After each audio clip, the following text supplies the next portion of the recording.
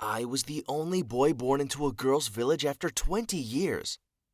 When you're the first boy to be born into a village chock-block full of girls after 20 years, let me tell you, that's some burden to bear.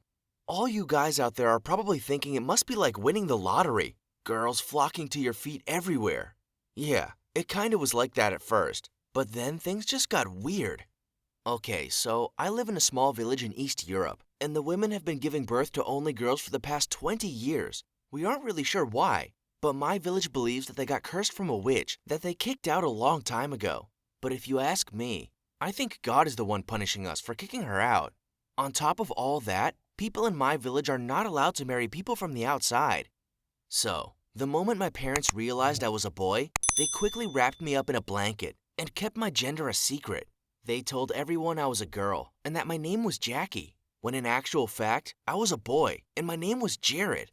A little bit weird, right? But my parents had no other option. They knew that people would freak out if they found out I was a boy. No one in our village had given birth to a boy in more than 20 years, and my parents didn't want me to get so much attention. They just wanted me to live a normal life. Except it wasn't normal, and I only realized that now, thinking back. At the time, I was none the wiser. I happily played with dolls and wore frilly dresses and let everyone call me Jackie. I mean, I didn't even know I was called Jared. Well, that was until I was 5 years old. I was playing in our backyard when a woman appeared on the other side of the wall. She was dangling some candy in front of my face, and like a little puppy dog, I followed her. I kept looking back, expecting my parents to come running out to get me, but they were nowhere to be seen. The woman asked me to get into her car and told me that if I was a good boy, she'd give me more candy. I didn't even think twice. My parents never let me eat candy. But then, I realized she'd said good boy, and I turned to her and told her I was a girl. I'll never forget the way she threw her head back and let out a chuckle.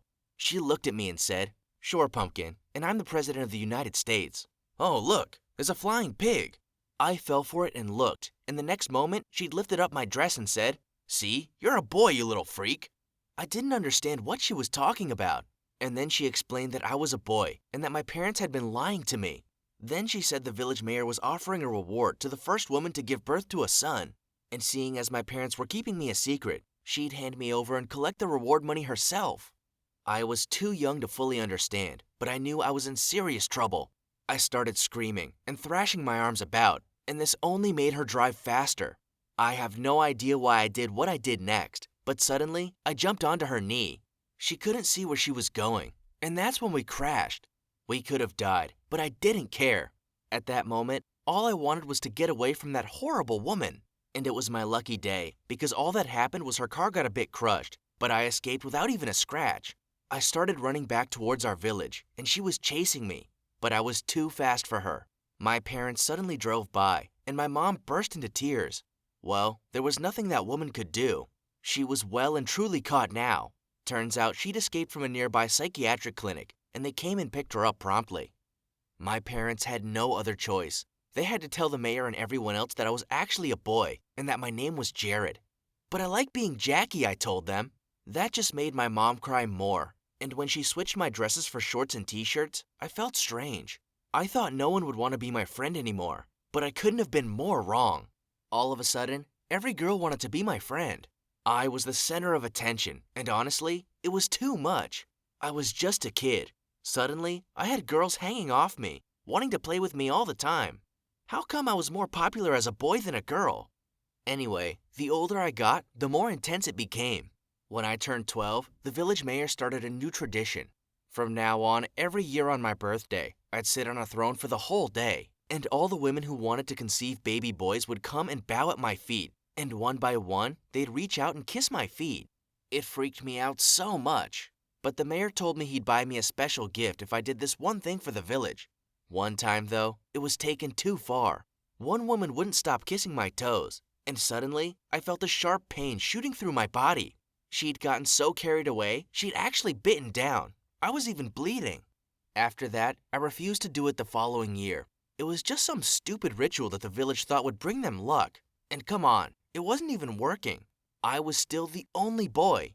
When I turned 18, I decided the only way to handle all the attention was to just embrace it. There was one girl, Sammy, who was actually pretty cute. And after she basically begged and stalked me for weeks, I agreed to be her boyfriend. Of course, all the other girls were jealous, and I was worried I was about to start World War III. Looks like Sammy won. I actually felt like I was really falling for her, and one night she invited me over to her house. Her parents were out, so we started making out. She was really hot. She reassured me they'd only be home much later, but suddenly we heard the door. I leapt behind the sofa half-dressed, and then things went horribly wrong. Well, how did it go? Did he put a baby in you yet? Come on, Sammy, we aren't paying you all this money so you can sit around. Give us a grandson already. I couldn't believe it. She'd been using me. I stood up and gave her parents the biggest fight. Then I turned to Sammy and said, "Screw you. I hope it's a girl you have." Then I grabbed my clothes and walked out. I never wanted to see her again. But then later she fell off the stairs and had a miscarriage. To everyone's shock, Sammy was actually pregnant with a baby boy. After that, the whole village knew about it and made them go even crazier. Women lined up outside my house for the whole day. Some even tried to enter my home. Everyone wanted my number and my social media contact. They even put security to watch me. But then I was like, screw it. After the way Sammy used me, I decided to get revenge by dating as many girls as possible. Girls were basically falling at my feet, while guys around the world were doing the impossible to get girls' attention. So I dated a whole bunch of them at the same time, and they did everything for me. They got me food, gave me massages, and I got all kinds of gifts daily. I mean, we all know how much fun a guy like me can have with girls. They were just so hot and amazing. And the best part, I didn't have to work for it. But there was so much expectation. They all wanted sons. I wasn't ready to be a father. Babies were so not my thing. I tried to talk to my mom about it, but suddenly she started crying. I told her I wasn't interested in hearing about how much she wanted a grandson again. But then she took me by surprise. She told me she was sick, and that she didn't have much time left, and that she only wanted me to be happy. I felt so guilty. Was I being selfish? Why couldn't I just give my mom what she truly wanted, which was clearly a grandson? After our conversation, I asked Amy, who lived next door to us, if she wanted to be my girlfriend. I made her swear to keep it secret so that the other girls didn't get jealous. I felt like time was against us. Mom kept getting more sick, and Amy and I were having no luck getting pregnant. Then I thought, what if I had another girlfriend too? I don't know if it was the thought of losing my mom and not giving her what she wanted, or if I was actually going insane or something. But I asked Leanne, who lived at the end of the village, if she'd like to be my girlfriend too, and obviously she said yes. Please don't judge me for two-timing. I just felt desperate. And then shit hit the fan. Clearly the universe wasn't playing with me. On the same day, they both called me and told me they were pregnant. Amy was a strict Catholic and said her parents would kill her if we didn't get married. So I married her at home, and we had a quiet little ceremony. But then, Leanne told her dad she was pregnant, and he threatened to beat my ass if I didn't marry his daughter. I knew I didn't have a choice, but was it even legal? 2 wives? But no one would need to know. This all happened in the same week. Suddenly I had 2 wives and 2 babies on the way. Leanne's dad gave me a job on his farm, so I spent the daytime with Leanne. Then every night I'd go home and stay with Amy. Can you believe I didn't get caught? My parents knew about Amy, but I just prayed they didn't find out about Leanne. Listen, I wasn't happy about it. In fact, I didn't feel anything for these girls, and I was sure it would get out at some point. And it did, because both of them gave birth to boys. I was there for Amy's and had to rush over to Leanne's to make her birth too. And the mayor held another stupid ceremony. Well, there was no way I could go. Everyone would find out. I packed a small bag and gave my mom a kiss goodbye, and then I took my dad's old bicycle and cycled out of the village as far as I could. I rented a small room at a cheap motel, but then every social media platform reported me missing. The whole village was looking for me. I tried to disguise myself as someone else, and I started working at a grocery store nearby. A long time passed and no one found me. I started having male friends my age, which was pretty cool. But to be completely honest, I also missed my family. I was scared of what they'd do if I went back to see them, so I never did. Until one day, after a whole year passed, I heard a knock on the door. It was the motel manager standing there with my 2 wives, and he said, "These women are looking for you."